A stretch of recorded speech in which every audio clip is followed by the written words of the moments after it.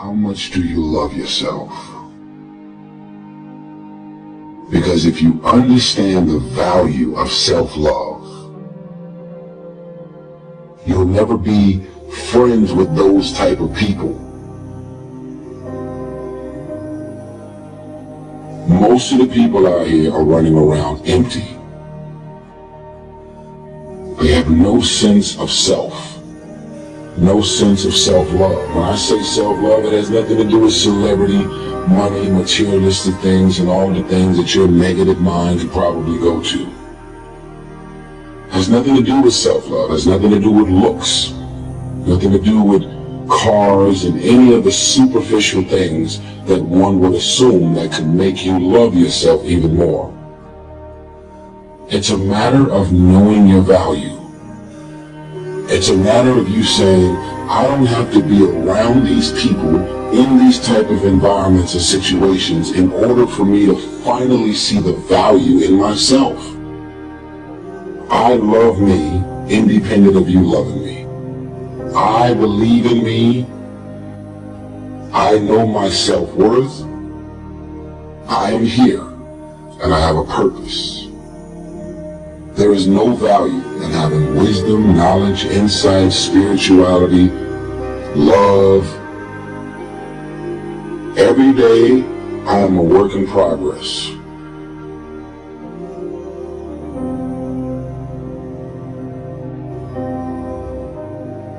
A person who can forgive nothing is a person who's totally destroyed psychologically and emotionally.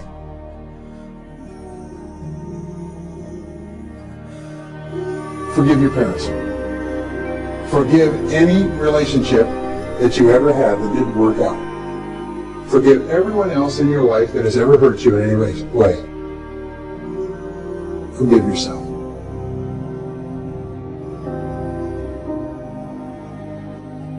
Forgiveness is giving up the hope that the past could be any different. I think for myself, and I know many of you, you think forgiving means accepting what has happened to you. Well, it is accepting that it has happened to you. Not accepting that it was okay for it to happen. It is accepting that it has happened, and now what do I do about it? Forgiving is giving up the hope, not holding on, hoping, wishing that it could have been any other way than it actually was. Giving up the hope that the past could be any different. And when I got that, I think it took me to the next level of being a better person, because I don't hold grudges for anything or any situation, and neither should you. It's letting go so that the past does not hold you prisoner, does not hold you hostage.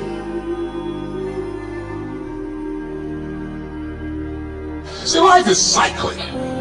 You're not, whatever experience you're having right now, it has not come to stay. It has come to pass. Not to stay, just to pass. It's just going through. The biggest challenge is to know what's happening. This is a part of this thing we call life. This too shall pass. And maintaining perspective, putting it in perspective. You have to be willing to break from the past to have the future you so desperately desire. You have to have the courage to allow yourself to honor the past as it was, to forgive those who need to be forgiven, to forgive yourself, and to acknowledge that everything led you to this point now. Everything. Let it go and begin to focus on developing myself. And I say to you, you're going to have people to do things to you. Things are going to happen to you. And the most important thing to do is to harness your will and let it go. And move so you can grow. So you can get on with your life.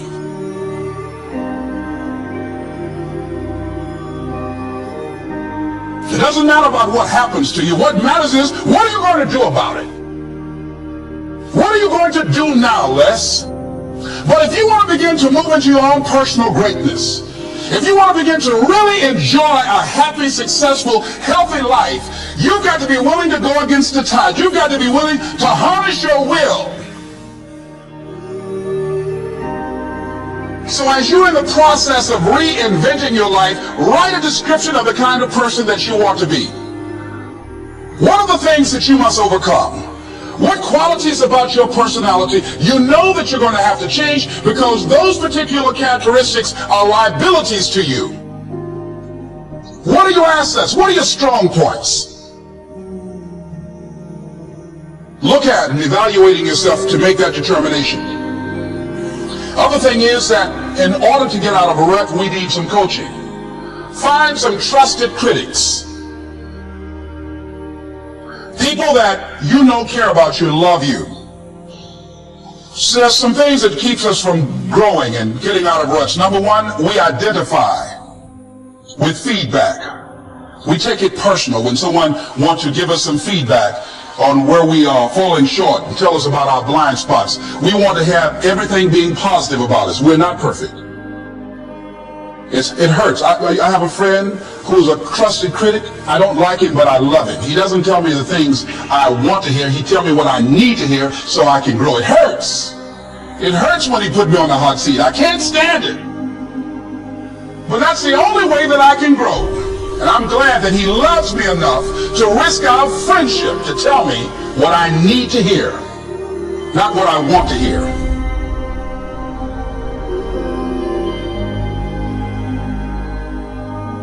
High performers are not dissatisfied strivers. They're not. They're happy. High performers are happier than their peers. We all believe that to get to the top, it's going to be lonely at the top, and we all believe you have to grind and kill yourself to get there. Yeah. And that's completely wrong, and the data proves it worldwide, which is, I think, just overcoming a lot of people's biases about how we work today, because right now, especially today, like, grind on social media is so popular. Or hustle. And by the way, none of the top 15% of high performers worldwide identify with those words. They literally don't. We asked them, we did a whole keyword analysis. Yeah. This was actually pretty cool. And high performers explicitly say, these are the three driving feelings. If we said there was a high performance state, it's driven from these three things. Number one, full engagement. Yes. Number two, joy. Yes.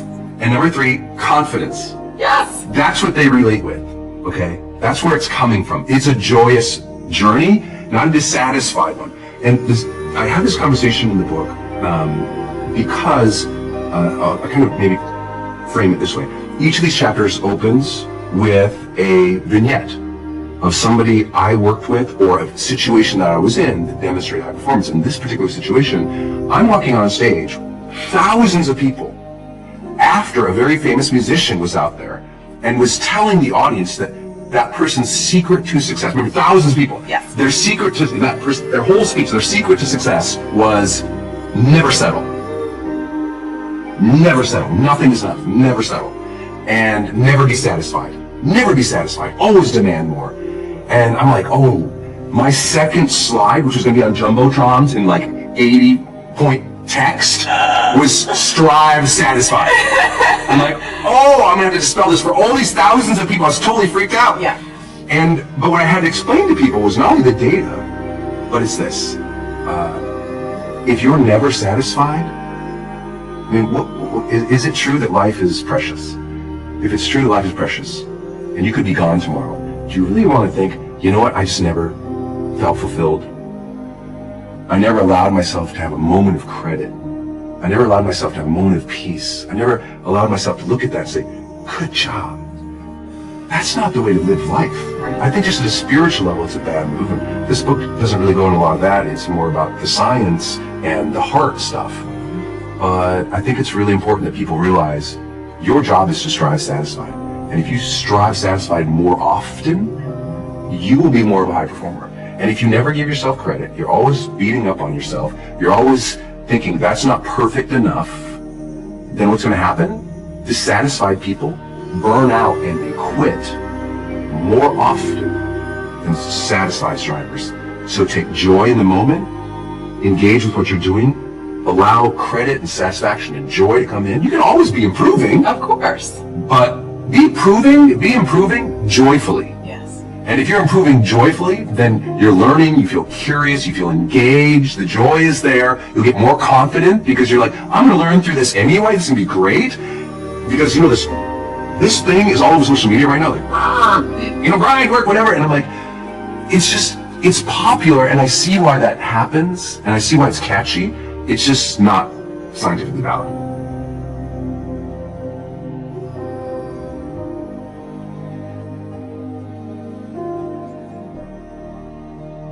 Stop scaring yourself.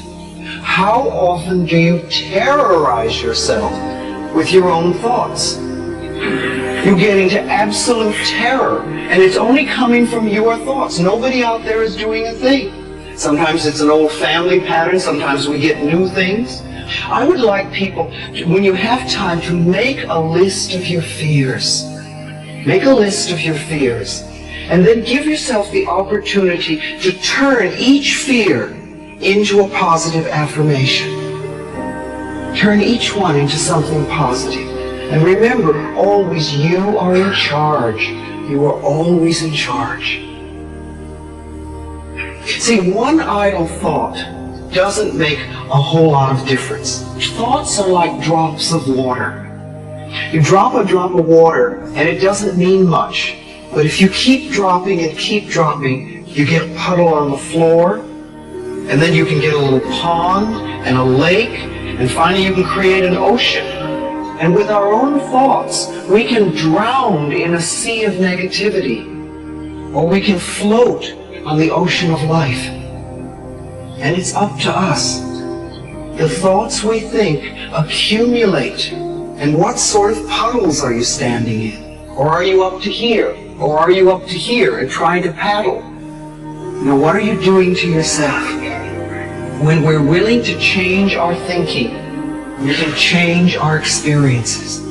And it doesn't matter if you've got a big puddle of negative thoughts. You can move over here and create a puddle of mindfulness, positive thoughts. You can make changes, always. So you want to turn those fear thoughts into positive affirmations. Let them work for you.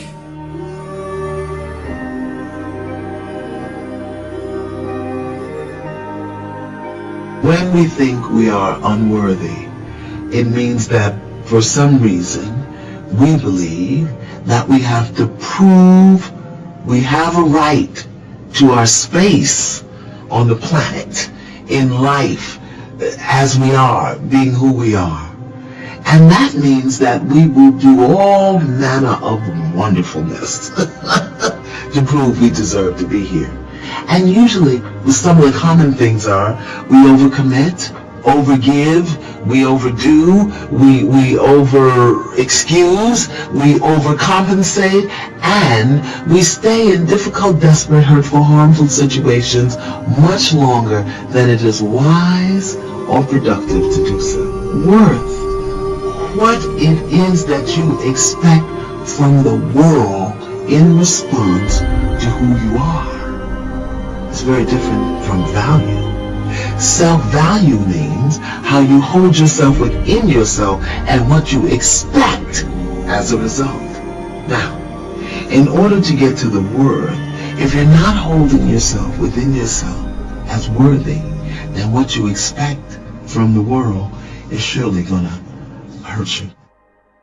This is what you're going to do. You are literally going to dump out everything that's in your head onto this piece of paper. Every concern, every worry, every to-do, everything that's bothering you that you're thinking about. For some people especially, they're just experiencing way too much pressure. And that pressure, a lot of times, it's just an imbalance in perspective. And discipline is a matter of the imposition of order, and the order is necessary, especially for people who are hopeless and nihilistic. Your work is going to fill a large part of your life, and the only way to be truly satisfied is to do what you believe is great work. Most people do it for survival. It's how we need to feed our families, we need to survive, it's our career, okay, we have to do it. But to wake up with, my feet and my fingers tingling, and say, wow, I have this to do, I have that to do today, and it's an amazing feeling, and I don't take it for granted. You're going to have a hard time thinking about all the options, and you're going to be really attached emotionally. So, a lot of us know that. I can get over here But over here, man, this is much better because I gotta go through this journey that is not fun. This from 20 to 100%, this shit in between is not fun. Discomfort is your friend. It really is. Like discomfort and not being happy and content with certain situations in life, or certain feelings in life, they're massive motivators, and they're amazing at facilitating change. Everything else is secondary. Were the words, "Stay hungry, stay foolish." It was their farewell message as they signed off. Stay hungry, stay foolish. And I have always wished that of myself. Well, it is scary. I will always say that, especially business, because it's a very scary place to be in. It changes, it goes ups and downs, it has so many ups and downs. To be successful, you have to be able to walk away from it. You have to. If you want it bad enough, then people are going to give it to you at least, If you think it sucks when it's bad, you're losing pessimistic DNA. And if you think it's awesome and phenomenal, you have optimistic winning DNA. And I believe that to be true. And so, correct. That's why people gotta understand what is in us. We have no idea until we start trying hard. Is it as enjoyable as it can be? And we all know that there's a spectrum for that enjoyability. Like we've all had times in our life where it's not been so great. And then times in our life where everything came together like, what a fucking great day. Woo! Like, hit one of those. And the discipline part, you don't hear a lot about. That's the things people do when nobody else sees. That's when you win.